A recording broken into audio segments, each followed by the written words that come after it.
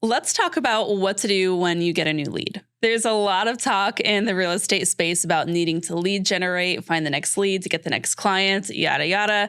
But we need to have an actual conversation on what that new client onboarding experience needs to look like to ensure that you are getting committed, loyal clients. I'm going to walk you through it in just a couple of easy steps. Now, before I get too deep into this, you might feel like this sounds familiar. I actually do have a guide and a workflow that you may have already purchased. If you purchased the no-fail follow-up guide, which is our follow-up system and new client onboarding system from the Market Authority shop, you already have this, but it's going to be really helpful for me to walk you through exactly how to implement it.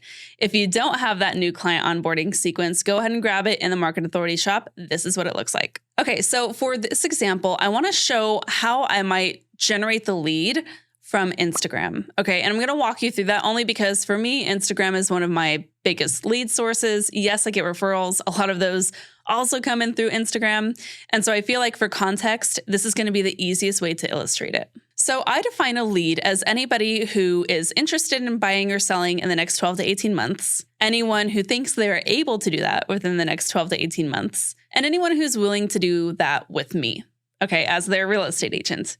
And so let's say I'm on Instagram doing what I do as a real estate agent, and I get somebody commenting on one of my posts. Or better yet, I have somebody sending me a direct message. Now, somebody could simply send me a direct message in response to a market update I posted in my stories, or in response to an interesting client experience that I'm sharing, right? Now, at this point, if somebody is taking the time to respond to me in the direct messages and raise their hand as somebody who's interested in talking about real estate, I am looking at that as a prospective lead. And now my job is to take that prospect and actually convert them into a lead. The conversion from lead to client comes later. Right now, we just need to see if they're even a viable prospect for us. Okay, so here's what we're going to do.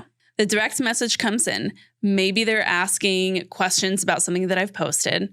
I'm going to start responding and engaging with them just to feel them out to see where their mind is at. Now, here's a really interesting example. I posted a string of stories on Instagram, and the last one said, if you're a cool person looking to do real estate things in Metro Phoenix, we can probably help. Tap the link below. I had a link to my call to action, which is where somebody would theoretically book a time directly on my calendar to speak with me. That's through Calendly. Now, in response to that, I actually had a past client who relocated out of state. So I helped them sell a home and they moved to a different state.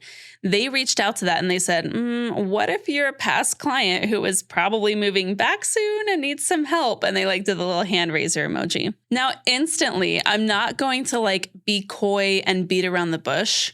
The first thing that I'm going to do when I get any sort of interaction with that is I'm going to say, let's talk.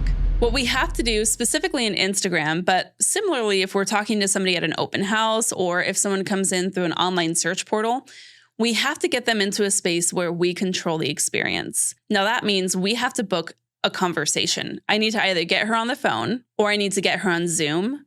Either way, we need to have a one-on-one dialogue about what her goals are. So in order to book a dialogue, we need a reason for them to want to book a call with us. And so I responded to that message of hers and I said, oh my gosh, yes, let's do it. What's going on? And she explained that her job is wanting her to move back to my state for a better role. It's a really great opportunity. And also they miss home. And so they've been thinking about relocating back home for a while. They don't really have much of a plan set in stone. They don't have a timeline yet totally solidified, but they know that some things are moving and they're probably going to end up in a home search coming back to my state. And hey, while we're at it, we also need a referral agent for selling their home where they live currently. Sweet. Now that I have an understanding a little bit of the story, I'm going to go in with providing an offer that is going to help them understand why they should book a call with me. So I'm going to say, hey, sounds like you got a lot going on right now. I see that you've got a lot of moving parts. I think that the best thing that would help you at this point is for us to hop on and have a conversation and talk about next steps so that you guys understand what to be planning for. And I can answer any of your questions about the process at that time as well. What do you say? And obviously they said yes. And so at that point, there was an exchange of, times that would work. You could also at this point send the Calendly booking appointments, which is my preferred method of getting calls booked. But if we're looking at the order of events that's happened here, we had the initial outreach, which in this instance was a direct message. I asked a couple of probing questions just to get the story. And then once I understood why I need them on a phone call, I was able to present that by extending the offer and getting them on a call. Now, a lot of you guys might be thinking, oh, that sounds like, a phone call. That sounds like a buyer consultation. Yes.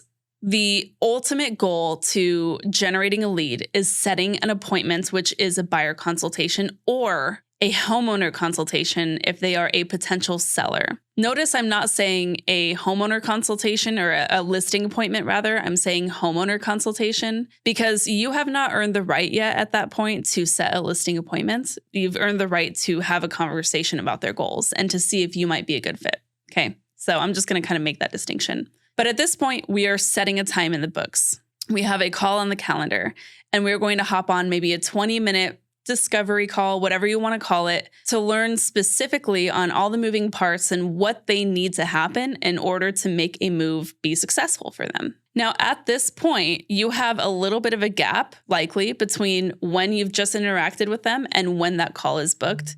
So now you need to do a couple of things. So in between booking that call and actually having the call, you're going to have a little bit of a lag. You're going to have a couple of days, maybe, of space that you need to fill with providing value. Do not take this time to go onto Google and start sending them a bunch of articles that you feel like they should read. So here's what you want to do. You want to send, number one, an email that is going to confirm that the call is booked, answer any frequently asked questions about the call specifically, and also, if you can, attach a welcome guide and/or a services guide. Now, depending on the situation, let's say you really tend to focus on relocating clients or military PCSs, or maybe you're really focused on second-time move-up.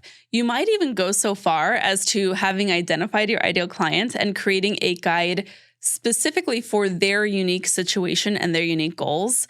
But either way, you want to be sending something over that is going to be a really solid touch point. This is a template that I purchased a long time ago from Blueprint Brand Studio. They do all of my branded templates for my real estate business. They did all of our real estate branding. Absolutely incredible work that they do there. And if you're an MAA, you know all about Caroline over at Blueprint. You know why we love her. So we send over a digital copy of our welcome guide. And this welcome guide shares some recent reviews. It gives us our story. It shares our values. And it really gives them a little bit of a more in-depth look at who we are and why they should be hiring us. Now, this is really great because it's going to warm them up and break the ice before that client consultation. Okay. Now, the other touch point you might want to have is maybe the day before your scheduled call. Consider sending them a client questionnaire. You can put together a free questionnaire on Google Forms, or you can use something like a Typeform questionnaire, which is a beautiful branded survey platform. That's what I use in my business. And you can pre-format it with some questions to gather additional information from them before they hop on the call. We do this with our past clients. We do this with our friends and family who we feel like we already know everything about them. And of course, we send this questionnaire to brand new clients who we haven't really had a one-on-one conversation with yet. The reason we send this questionnaire is because we want to have enough information on them to get our conversation going and to be prepared for what their needs are, right? One of the hardest parts of having a buyer consultation is the thought of, well, what if I am asked a question that I don't have the answer to? Let's just remove that worry and get their questions first so that we can prepare for them. But it also gives your prospective clients a chance to do some introspective work, right? They might be a little overwhelmed by the prospect of purchasing and moving across country. So why would we not give them a moment to sit down and process how they feel about it, what's on their mind, what questions they have? On this survey, it's pretty simple. What are you looking to do? What hurdles are in your way? Do you have a timeline in mind? What kind of home ideally would you be looking for? What part of town would you be looking for? Really just getting a general look at their goals and what it is they're hoping to do. That is going to be really helpful to set all of you up for success during that consultation. And then at that point, you're having the buyer consultation. Now, again, in this example, this is a buyer. So if it's a home seller, you're going to tweak it a little bit. If you're in Market Authority Academy, you have our process for this. So check out Module 5. This is not necessarily you sliding over the employment agreement to them just yet. This is you and them coming together to discuss their goals and what you provide, your services, and deciding together at that point whether or not it makes sense to work together. At the end of that conversation, if it seems like you guys feel really cozy with each other, then you can bring up the conversation of sending over that employment agreement. But if it's not going to be a fit, or if they maybe just are looking for things that's outside of your scope, you can then just casually part ways as friends and maybe even refer them to somebody who's a better suit. But at this point, you have done something that's really important. You have identified whether or not they are a possible lead for you, if they are a viable client for you. And at that point, now you can actually get to work. Now you can get that client's employment agreement signed, if that's what you're doing next, and then set next steps for the follow-up and for their home search. Let's just recap really quickly. This is just a couple of really quick steps. And I know I share a lot of examples and context because if you've been watching this channel for a while, you know that's my teaching style. I want to make sure that you have a really clear understanding of what this looks like. If they're reaching out for this example on Instagram or through any online service that you might be a part of, you're getting the story. You're saying, hey, what's going on? What's on your mind? Tell me a little bit more about that question you have. Explain yourself here. If it seems like it's a good prospect to set a call, then you need to explain why they should hop on a call with you. So you're extending the offer to book a call. You are then hopefully getting the call booked, either by sending them a Calendly link or just working out a time and exchanging information there. And then you are doing 1 to 2 touch points in between that time.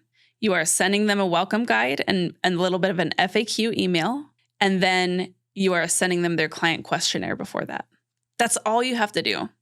And if you provide that intentional of a workflow before your first meeting with them, that client is going to feel so well stewarded through that process.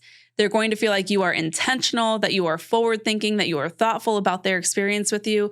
It's going to be a no-brainer for them to choose you as long as you have done a really good job of nailing that buyer consultation. But again, that buyer consultation is less about you and more about them understanding exactly where they are in the process and what help they need. Let me know what you think about this. Does this help give you an idea of what it looks like to actually establish rapport with a new lead and potentially turn them into a client? Please let me know in the comments below. And did I miss any steps? Do you do anything here better or differently than what I have explained here? I want to hear what your process looks like. Let me know in the comments of this video. And if you like this video, and if you want to see more examples of my client workflows, because this is only one small piece of the puzzle. If you want more of my examples on these specific little segments of the client journey, let me know. I'm happy to go more in depth into this topic. Hope you found this helpful. And until next time, keep on crushing it.